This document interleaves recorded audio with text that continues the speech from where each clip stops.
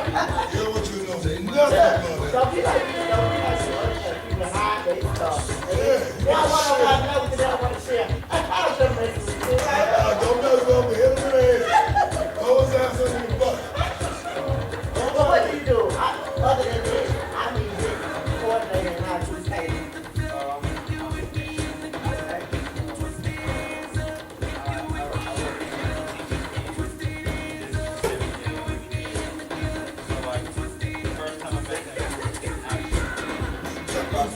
In the club.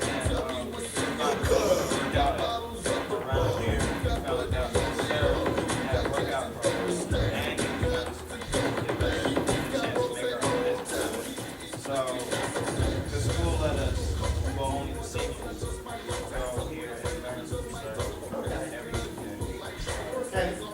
Well, you know, I came up here one day evening class. Were you back there? Yeah, that day you came up? Huh? Yeah, he was one of them. Yeah, because I was messing with one, I was messing with the girl. Yeah, young lady, she know. Yeah, she not with us She look anymore. mean. She what? What's that? Shallow, but she ain't with us. I thought she was acting up. You told her she had to go or something. That's why I said, well, here she. Yeah, she didn't, Cause she had an attitude. ask her what happened to her. She had an attitude. Ask When I her. came with her, because I'm messing with her. I'm going, you look so mean. Stop. Go ahead, what happened to her? She got kicked out. No, wait a minute, hold on. Not really It kicked was out. self-inflicted. She, Tell me. right, she did some things to herself that caused Yeah, her to be what? Extradited. yeah, Get the- thanks. So she in school then?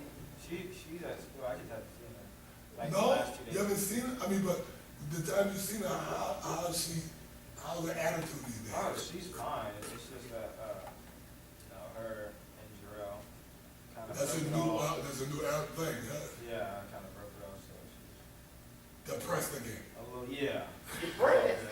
He just won't say the words. What is it with you? When I say words, right, Lauren say, yeah, sis. Because I can't think of the word I'm thinking She of. depressed. She ought to be friends. No, you're a nice guy, and you don't want to insult people. Yeah. But it's not insulting Yeah, if you're telling the truth, yeah. right? That's just your opinion. That's You your got- opinion. Now, my oldest daughter, she don't hold back for nothing. Does it hurt her or help her? It come from, she People like that, the realness of her. what is the matter? She illegal, so she unbalanced. So, Yeah. so she tell whatever come up, gonna come out. What? Yes. So we gonna pay it for a lot. She was good. I don't think she did, but we just. Well, she that's don't her, have that's nothing her to do. thing. Well, Yeah. that's her position in Yeah. life. So both of us bump heads, cause I'm the mom. Right. So I wanna have that. But you're not just the mama. She don't feel that You're way. not the mama, me either. I said, she don't feel that way. I don't see why she should. She wanna have a land word, but I told her, Well, I it's said, not- we keep on talking about Well, it. she got her Right. own spirit. Yeah, you need to go on out the house. Right. Go into your own world. Go. Yeah, But that's okay too. But she has a right to Yeah. communicate. yeah, she do. I mean, But she- it just. You she taught set her. up. But you taught her something Yeah, because she respects you, right? yeah, yeah, But you taught her something to be yourself. yeah, yeah. And then now when they be themselves, it's like, stop. Yeah, she got better now. She just turned 25. Right. She got better now. Yeah, she realized that, you're not her enemy. Yeah. You're actually her moved best out friend. Camp Creek. So I went to see her partner the other day. And she gonna try to put me with her mama. Said, you didn't come over and help me move, or you didn't come over and help me unpack. Can you put these groceries up? Can you do this? I said, Do "Wait a minute." something, huh? Yeah, she gonna put me to work. I came to visit, little knucklehead. You gonna put me to work? You're funny. But wait a minute. So now the new saga is the breakup, the divorce, right? Yeah. So the divorce is still pending. Is it final now? Is the divorce final?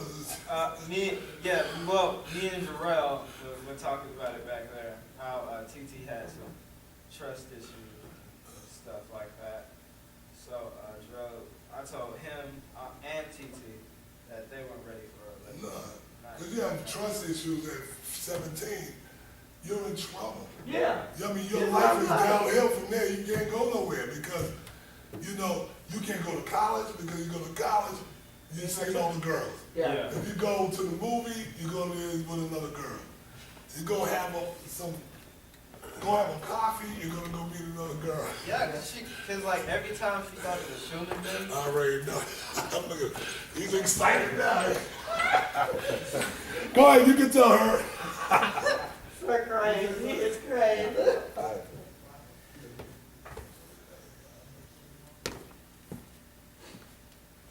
Transmissions, relationship. Oh, Lord. Yeah.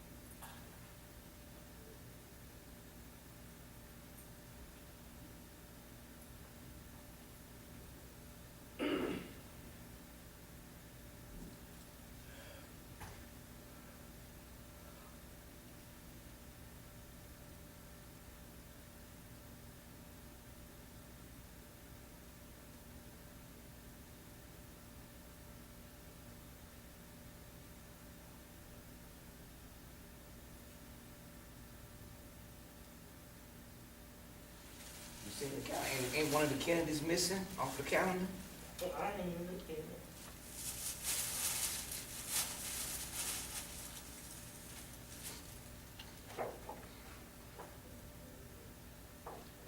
Oh, Barbara Kennedy and Robert Kennedy. John. I see John Kennedy on there.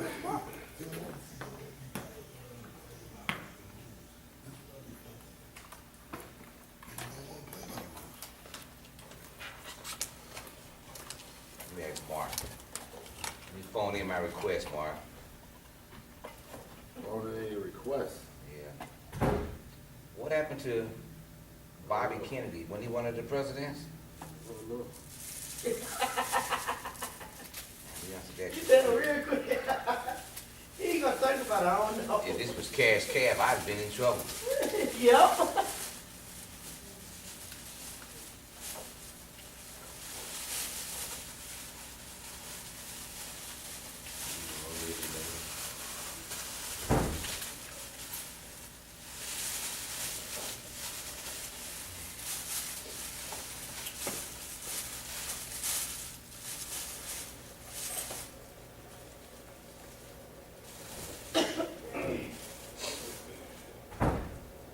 Please don't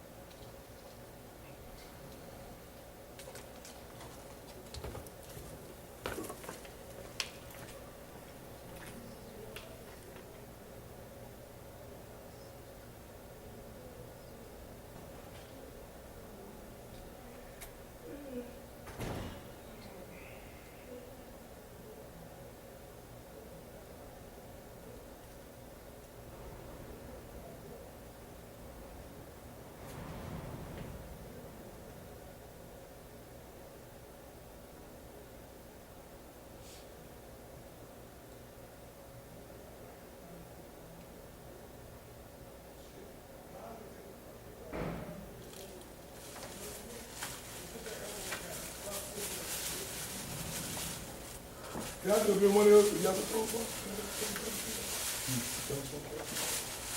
That could have been one of your cousins. You see?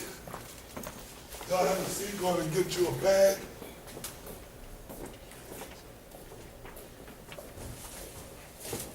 Joe Jones hanging there with me. We getting started. What time? 10:30. We're gonna crank it up. We tell Peach. Okay, we're back. I know you're waiting patiently, but 10:30 we're gonna start this thing. We're gonna get it rolling and cracking. All right. So just hold on. If you got any youth, get them to the screen because I'm getting ready to crack them in the skull today. Okay.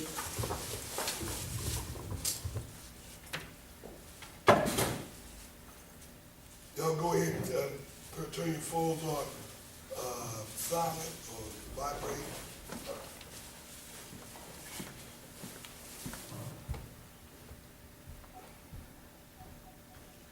Seven more minutes. You don't need an army of people. All you need is a few. You know, I mean, what's the big deal? There was a thing they were banning, like there's only gonna be one or two people, right? That's okay. It only takes one. It only takes one. One opportunity to change everything. And it will. It will. Opportunities are there if you see it as an opportunity. If you don't see it as an opportunity, then what happens? It has no value. It has no value. So you just move on to something else, right? You say, hey, I don't see nothing in this. We'll get ready to, yesterday when we gave you those, you bought those 2 packs, we gotta make that right. Do you sell any of those yet? Yeah, so 2 of them. See? Now what we need to do is now you're gonna buy you 2 sheets of label with your name on it. Oh, okay. Ah, see that change, right? The whole element changed right there. Bang. You understand it? Yeah. You pursue it and you win. You can't lose. It's impossible. It's impossible. It's impossible. This industry in particular, it's like drugs. It's like the drug cartel. It's just like the drug program. You sold drugs before? I sold drugs before. And I know, and I asked God to give me something that sell like drugs. I say, I need something to sell like crack. God, help my brother out one time. And I got it. I got what I asked for. I got drugs in a bottle, crack in a bottle. And it works. It's legal, it's moral, and it's ethical. Ain't hurt nobody. All I'm doing is loving on people. I say, here, this help your house smell good, right? This make your car smell good, make your clothes smell good. What's wrong with that? And people gonna pursue it anyway. They'll go over to Macy's and Walmart and spend some money on some junk. So, once they start buying from us, it's a done deal. It's all about getting clients. Drug clients, car clients, everybody, food clients. I mean, people spend the money every day, right? It's just, they just hope that you spend some of that money with them. I had a Toyota call me this morning. No, it was yesterday evening. I couldn't believe it, but they did. They called me. And they said, well, I understand you got that, that 2006 Avalon, and maybe you want to go ahead and trade it in. I said, no, I'm getting ready to wrap it. I said, I don't even drive that car that much. I said, it's in great shape. If you doing your research, you see I just did, tires and upgraded the engine, got the tune-up and everything. So you see that, don't you? He's all, yeah. Well, this car's in great shape. You see I don't have that many miles on it. So then he's just doing his job. Then he said, what about that Honda, the 2001 Odyssey? I said, what about it? He said, maybe you want to do something with that? I said, sir, that van is fully wrapped. It's a money-making machine. He said, oh, I understand. I said, even if I wanted to, get rid of that van, I wouldn't. If the engine blew, I'll just put it out on the road and let it make me money. They let go. I said, have a great day. But he did his job. He didn't call me to say, how you doing? Yeah, right. 3 more minutes, we're gonna get this thing started. I did 3 schools yesterday. I did 1 school, 3 classes yesterday. Telling the kids. This is the way to go, right here. Like, how you think, most of us got where we are today anyway? Somebody helped us along, right? Shit. It wasn't for, a lot of the people I know, I wouldn't be here. Ain't no way over here. Somebody gave me a helping hand. That's the way it works. Like I go back to the day, it has value and it doesn't. That's it. Doesn't matter who you are. Doesn't matter where you come from. If you want to make some money, money is what is the easy part. Just where do you want to make it at? Anybody can get a job, right? Pick up bottles for 5 cents. I did that too. I made more money picking up cans and bottles in Boston than I did working on if I was working at McDonald's or some shit.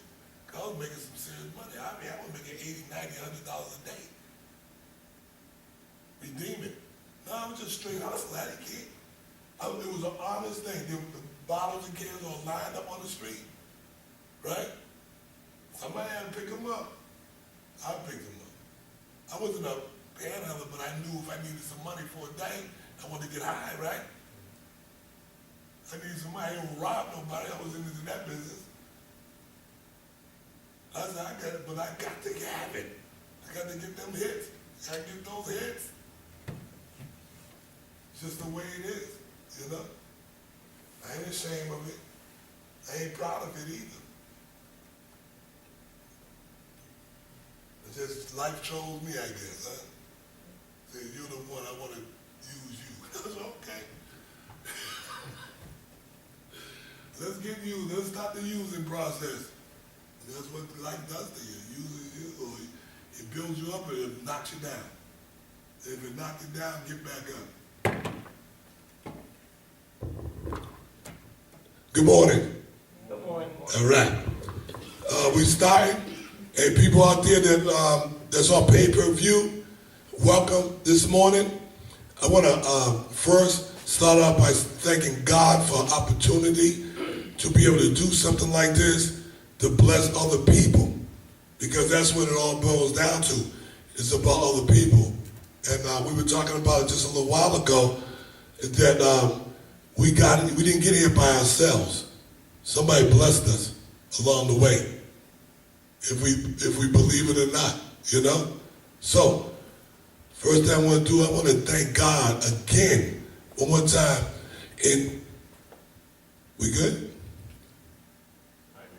I want to start? Yeah.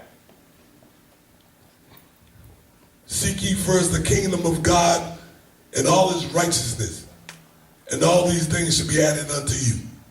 That's something I like to say every morning for my daily broadcast. I broadcast around the world every morning at 8 o'clock. 8 a.m. to 8:30 a.m. I do it every morning, and it's all about pointers, about business, how to get there. It's online. Most of you all already know that. That's looking on. They're online now. So go on, tell your folks YouTube. Always get into sharing, commenting, following, because all that stuff is important in the grand scheme of things, right? In the grand scheme of business. So again, welcome, and let's get started. Okay, I wanna talk about my past first. Being a young baby growing up in Boston, the inner city, and I've seen a lot of stuff that I didn't supposed to see. And, no excuse. There's no excuse for anything that happened. It just, I was brought up in an environment where it was a lot of drugs, a lot of sex, a lot of alcohol, excessive. But, you know, you kind of look at it and say, well, did that really happen? You know, a lot of yelling, a lot of fighting, a lot of swearing. It was just every day, right? So you kind of wonder, did that really happen? And then I asked some kids yesterday, I said, anybody identify with me? And some of them hands went up. They said, man, every day, right? So just stop picking up on these things. And then the environment of being out in the streets. I mean, you grow up in a household like that, an environment like that, you kind of get street savvy, street smart, you know? So where the average 8-year-old, you would say, or 10-year-old, don't go there. I'm back crossing God over the fence, you know, I'm doing things, I'm a stray dog at this point. So you can say whatever you want about me. I learned the streets quick, okay? 8 years old, 9 years old, I was molested. I was molested by a girl. And it was one of those deals where my mother, and they love to play cards, pinochle, and all this craziness, right? And so they would sometimes go house to house, you know, hey, going to Uncle Pete's house. Who the hell is Uncle Pete? Well, we're going to Uncle Pete's house. So we go over there, and all of a sudden, psst. So I'm like, what? Here she go. She went, I'm like, you know, right? Because you're 8, 9 years old, you know, and you wake up that morning, you're not expecting something like this, but it happens. And then what do you do with that information? Because it's information. It's information. It's coming in, it's flooding my brain. What am I doing here? 8 years old, wow. I'm not saying, wow, this is great. Man, this is what they've been talking about, right? No, you go into a shock thing, it all stops, and then you're like, okay, now what? I'm 8, 9, so what do I do now? What do I do with that information? Go back home, after all that, and all of a sudden, we're going to go Pete's buddy's house again.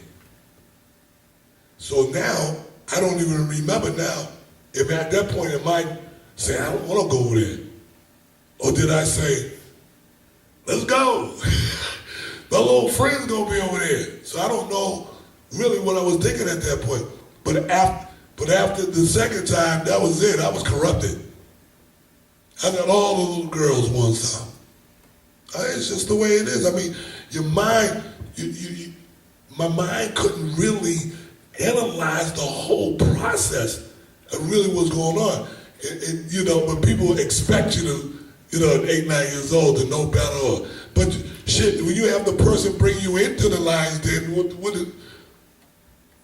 is this? I mean, this must be normal, right?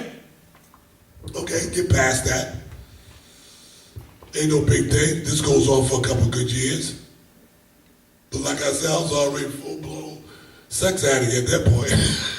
Because I was trying to get it wherever I could. You know, I was turned down. Okay?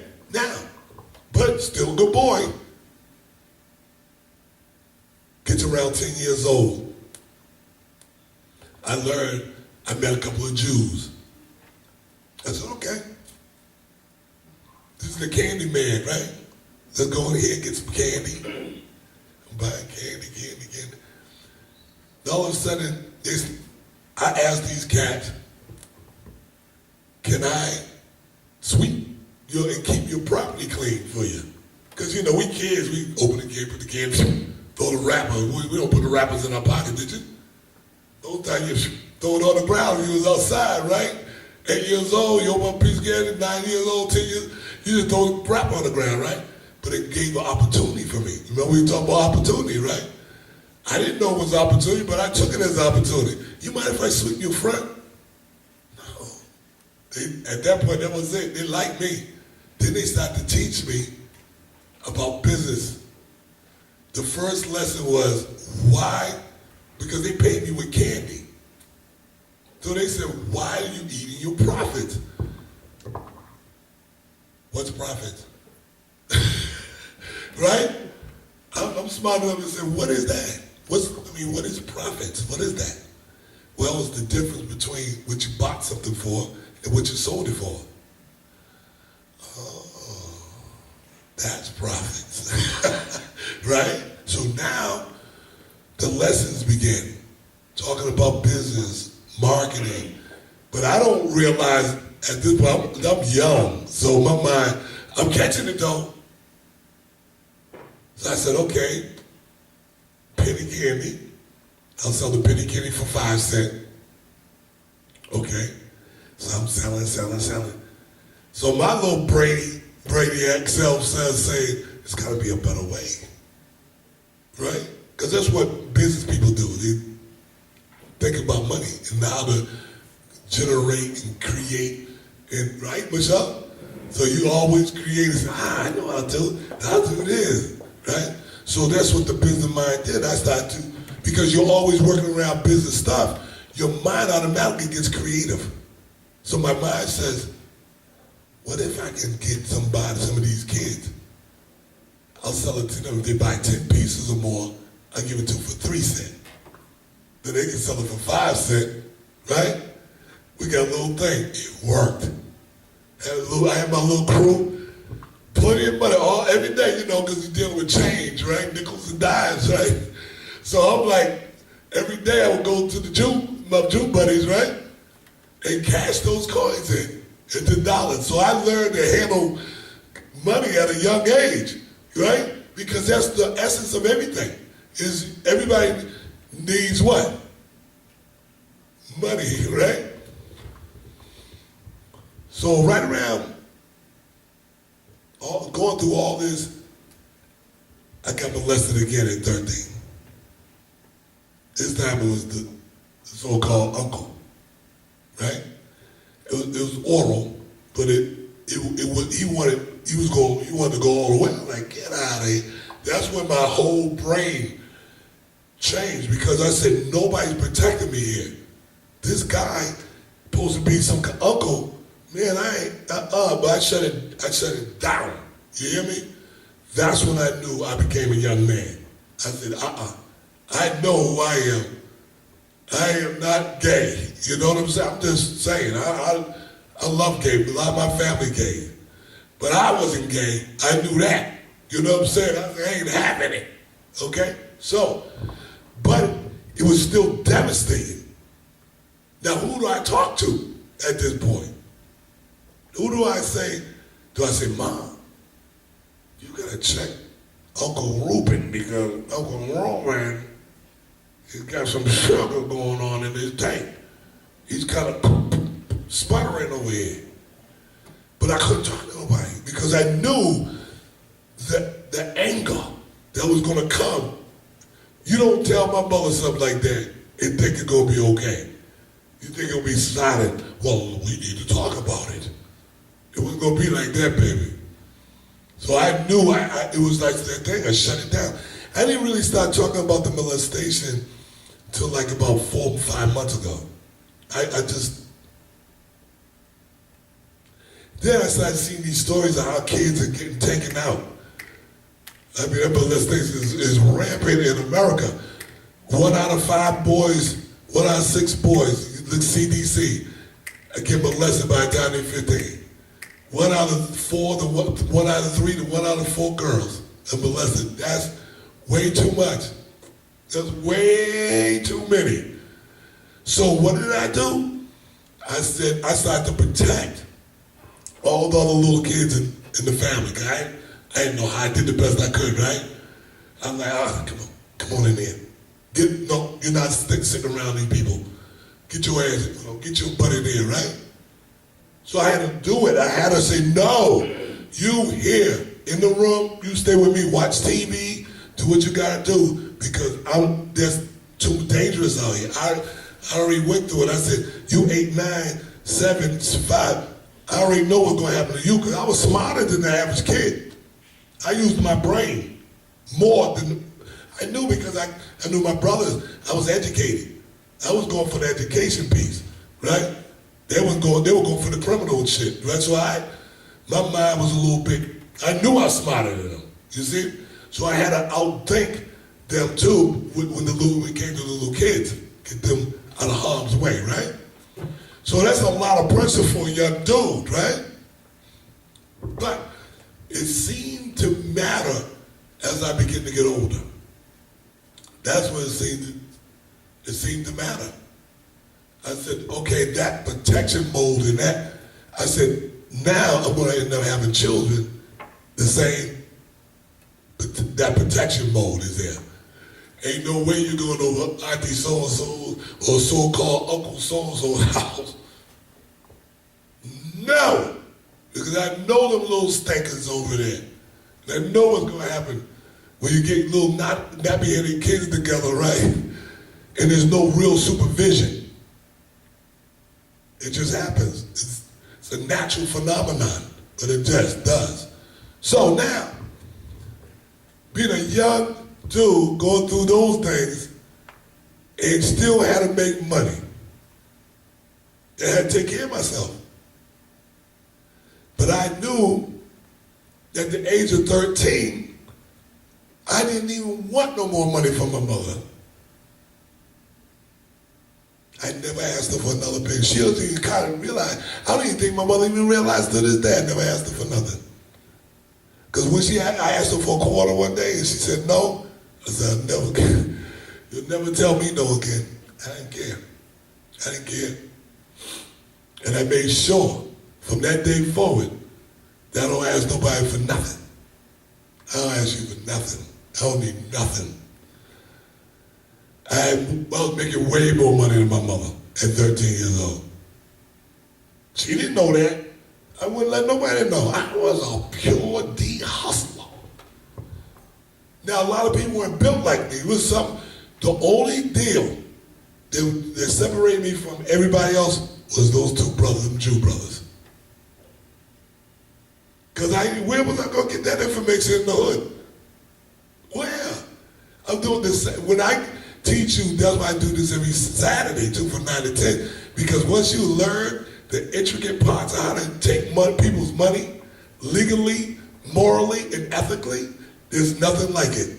Your whole brain just starts changing. You say, man, this is too sweet.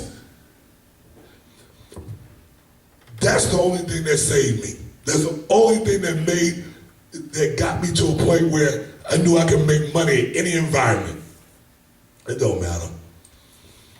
Those cats taught me international marketing. And I'm going to do the same thing for you right now. What's the number one thing that you're going to need if you're going to move your product and service around the globe? What are you going to need? Now, you should know this, but I'm going to leave you out of it. What? Say what? Do like this. What do you need, the one thing you need to move your product and service around the globe?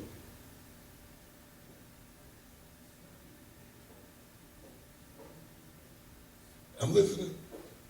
A brand. You gotta have a brand. How do you move around? How do you move product around the globe? You don't have a brand.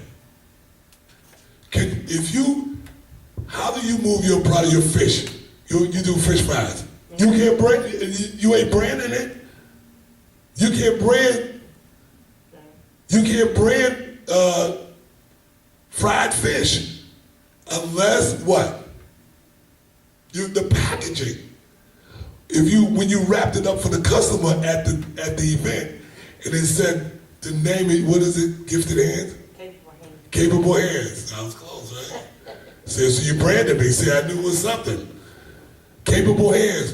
Now you wrapped it up. The napkins say capable hands on it. Now you're branded. Now it's a brand. And people will recognize the name. That's the only way you can move it around the globe. But once you got the brand, what you got to do to move the brand around the globe? Tell me. What's next? There's 5 elements Oh. to international business. First was branding. What do you need to move your brand around the globe? Marketing. Right? How you gonna sell fish and you ain't marketing? You ain't at least put up business cards and say, hey, I'm the fish lady. How do you do it? Joe is a brand, marketing extraordinaire. You push more people's business cards around Decatur and Atlanta than anybody I know outside me. Me and Joe personally have passed out probably about 50 to 100,000 business cards since we've known each other. Without the marketing, you are sunk. At some point, you're going to have to need a business card. But the brand is basically a business card all its own. So you need the marketing to move that business card that's on that product, right? Now that I didn't invent anything. I want to know who in here ever manufactured anything that they own. What do you own? What did you put a shovel in the ground, do some dirt and turn it into a factory? Who got factories in here and they own the stores? They own the materials. Every item I have, from Barrio, Bernardino, but somebody else makes this crap. I just sell it. I'm just a broker. That's all we all are. The only thing that we could do, being people that understand business, the only thing you can do is take somebody else's product and redistribute it. That's all you're gonna do. You can make it better. So I take people's products and I make it better. That's all I can do. I don't boil stuff. I do some blending and stuff like that. And none of us really own anything. Everything that we sell or distribute is going to be somebody else's product. We're just redistributing it. And this is why companies exist. They exist where we say, hey, I'll sell that for you. Cars. I'm not the only one that sell body oils, burn oils. What do I have to do to get people, convince people to buy my product and say, hey, my product is the best product you ever going to have? I don't care what you buy out there. Go try these other companies.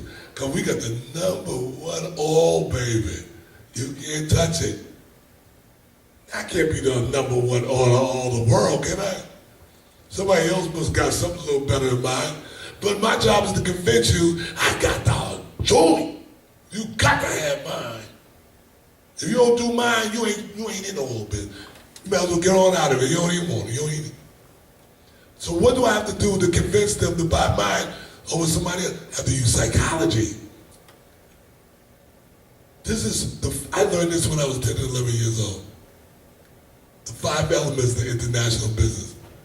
Can you imagine being 10 years, 11 years old, 12, and the stuff I'm telling you now, I knew this then?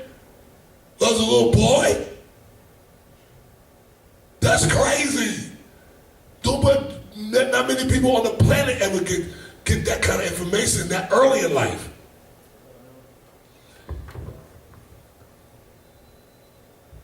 Psychology. You gotta have it in order to make it believable that this is what you do. Can you imagine the first day? I started with $96, this company. About 2 dozen t-shirts. So I'm out on the street. T-shirts, get your t-shirts here. Some crazy guy on the corner of McAfee and Kayla Road yelling at cars to come and get these t-shirts in. 2 dozen turn to 4 dozen, 4 dozen turn to 6 dozen, 6 dozen turn to 10 dozen, 10 dozen turn to 20 dozen. It was a need for a t-shirt that said, "Thank you, Jesus," on it. So thousands of them. God is awesome. Oh, I'm going to bring them back. Thousands of them. And then I got into that next one. "Fill my cup, Lord." Had the blood running out of Jesus' hand, running into the cup. The cup said love on it. It was an overflow. They cut this. "Fill my cup, Lord." I just happen to like to drink from the saucer, the overflow. People like to drink from the cup. I like to drink from the overflow of God's blessings. Okay? Now, $96 later, I turned it into this. But it was the psychology of it all. What are you going to do after you done use your brains that you're supposed to be doing anyway to get people to buy your products and service, right? Now, how do you get people to really want to buy your products and your service without them even really realizing now? Now they're like, they're branded, they're so branded. They just show up at your door. It's got to be something's got to happen where these people just show up at your door and they don't even know why anymore. It's got to be real simple. Simplicity is number 4. The keys to the international marketing of the business. They got to be real simple. If it's complicated, would you get involved? Would you be here right now if I had a complicated system? This ain't going back up there. That dude too complicated. He talking all these numbers and crazy numbers, right? I ain't going back over there. But what made you come back? You said, let me hear this one more time, right? But it had to be real simple to make people even want to come back in here. In order for me to fill this room every Saturday, I'm going to have to make it real simple to get people in here. I have to show them where the money's at, quick. But what do I want to do that is so simple? Now I got other people wanting to tell other people. It's so simple that a 5-year-old can explain. That's why I was kind of what, but I knew if he wasn't off the check. But right around 5, 6 years old, he'll be more settled down. But if you can get a 5 or a 6-year-old to do it, to explain it, you're going to create duplication is number 5. Duplication. Duplication is the key to success. If you don't have simplicity and duplicate, you need to know that your customer is going to go tell somebody else. Man, it's like going to a movie. Everybody been to a movie here, right? You ever been to a real good movie? I mean, that movie was so good that when you got home, man, you called somebody and said, man, you got to see that movie. That's a good movie. You ever told somebody that's a good movie? Man, you got to see it. It's a good movie. You got to see it, right? So that means you was helping the movie theater sell tickets without you even knowing it. It's got to be real simple and duplicatable. This movie got to be so good that these people will go out and tell somebody else. That's what you're looking for. That your product is so good that when you spray it or burn or whatever, they say, what is that? They say, oh, right here, you got to go check them out. They got some good. Right? Isn't that going to happen? Especially if your name is on it, right? Your name is on it? They say, yeah, call them. There you go, the number. Because when I sell my products, right, I tell people, I said, if anybody wants them, just tell them to go to my website right there and call that phone number right there. That's okay. I'll do it. Because they love it. So somebody says, oh man, you gotta go over there and see this guy, call him. That's what you want. Simplicity and duplication. You need people just promoting your product for you. Right, Joe? Joe will tell you. Joe went out master distributor. He be out there selling this product, girl. He sell it. This order right here is for one of my Korean brothers. And that's just part of it. The other part's in the other room. He's taking that to Tennessee, Chattanooga. He already took the first round. He said, give me another 30 of them boxes together. Taking it back up to Tennessee. But he gets marketed in South Carolina, North Carolina, Florida, Texas, D.C. He got a big market in D.C. But I told him so much about the body oil. He was like, man, we got 20 top designs. We told him, he said, give me one bundle of each one. There's 30 in a bundle. He said, I'm getting ready to put that in the market. So you understand where I'm coming from? Okay? So you got your brand, you got your marketing, you got your psychology kicking off, right? You got some simplicity happening, you got some duplication, you got some repeat customers. And you got your customers sending you more customers. That's what you want, right?